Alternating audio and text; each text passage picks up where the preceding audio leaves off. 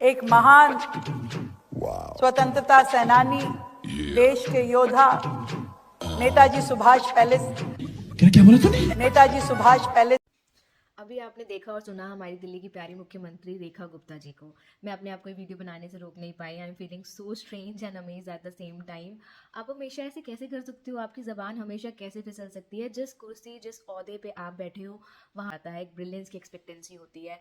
यहाँ तो common sense ही नहीं है कि आप जनता को, आप किसी यूनिवर्सिटी में स्टूडेंट्स को एक्नॉलेज कर रहे हो और वहाँ कॉमन सेंस ही मिसिंग है। मैडम गई हैं नेता Subhash university of technology Delhi में, जहाँ वो सुभाष चंद्र बोस जी की बात कर रही थी कि यूनिवर्सिटी का नाम स्वतंत्रता सेनानी सुभाष चंद्र बोस जी के नाम पे रखा गया है, पर वो उसकी जगह बोलती हैं यूनिवर्सिटी का नाम नेता सुभाष चंद्र पैलेस के नाम पे रखा गया है।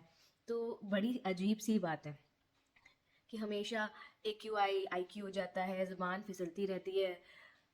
क्या ही होगा इस देश का? आपसे एक्सपेक्टेड है कि दिल्ली की जनता का भला हो, दिल्ली का भला हो, देश का भला हो, राज्य का भला हो, लेकिन कॉमन सेंस ही मिसिंग है। चलिए इसके अलावा बात कर लेंगे।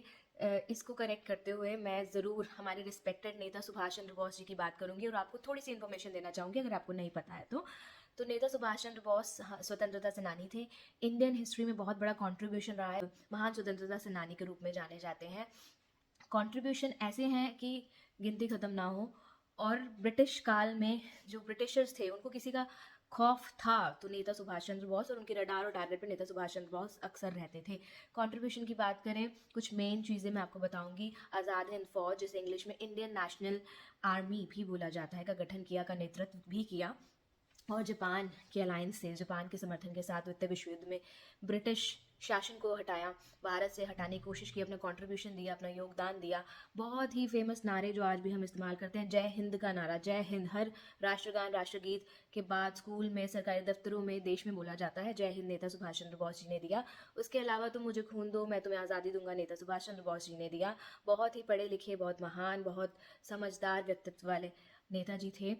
उनका कंट्रीब्यूशन कभी बुलाया नहीं जा सकता। He is a legend. I will not say that he was a legend, he is a legend. और उनके जो कंट्रीब्यूशन है, संघर्ष है, योगदान है, वो हमेशा याद रखा जाएगा। अगर आप सहमत हैं तो ज़रूर लाइक कीजिए, शेयर कीजिए और कमेंट करके बताइए। Bye bye.